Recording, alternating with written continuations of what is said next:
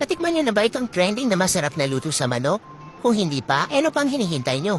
Tara, magluto tayo.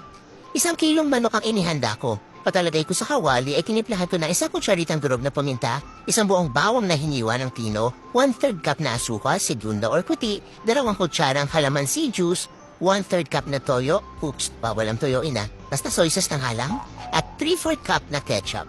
Ang love now. Sinamot ko talaga dahil sukat yan, bawal may tira. Char. Pagkatapos sinalo ko ng manuot sa manok yung mga pampalasan na mga inilagay ko. Alam niyo ba, habang ginagawa ko ito, napapaisip talaga ako. Baka kailangan ulit magsaing. Feeling ko kasi kukulangin yung kanin namin dahil sa masarap naming ulam for today's video. Char. After ko ito haluin ay kailangan ko pa i-marinate for at least an hour para mas manuot ang lasa sa manok. Pagkatapos ng 1 oras, ay inilagay ko na ang 3 kutsarang margarine. Pwede ding butter kung ano ang available sa bahay nyo o kung ano ang bet nyo. Pagkatapos, ay tinakpan ko na at saka ko isasalang itong kawali sa malakas na apoy hanggang sa kumulo. Pagkakalo, inalis ko na yung takip.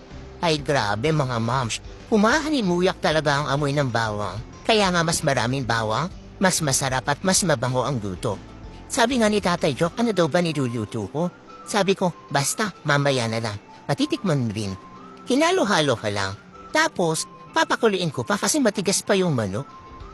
Pagkatapos ng ilang minuto, chinek ko ulit, baka naging sisiyo na yung niluluto kong manok. Charis, halo-halo lang ulit. And this time, medyo hihinaan ko na yung ating apoy para hindi masunog yung niluluto ko. Ayan na nga kumupunti na yung sauce at nagiging malapot na din. Namamantika na din pa konti-konti yung manok. Hinalo-halo ko lang ulit tapos syempre tikim-tikim din pag may time.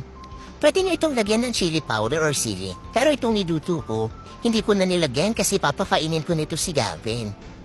Charam! Bukang luto na ang ating manok. Ito yung bet ko talaga yung lumapot yung kanyang sauce at nagmamantika. Ito din yung pinakamasarap siya. Yung pinatuyuan na nagmamantika na. Yummy!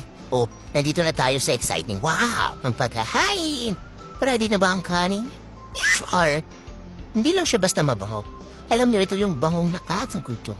Bango, ubod ng sarap. Subukan niyo din lutuan to mga moms. Napakasimpleng gawin. Ang importante, magugustuhan ng mga kids. Pak na pak talaga to. Hindi kayo magsisisi.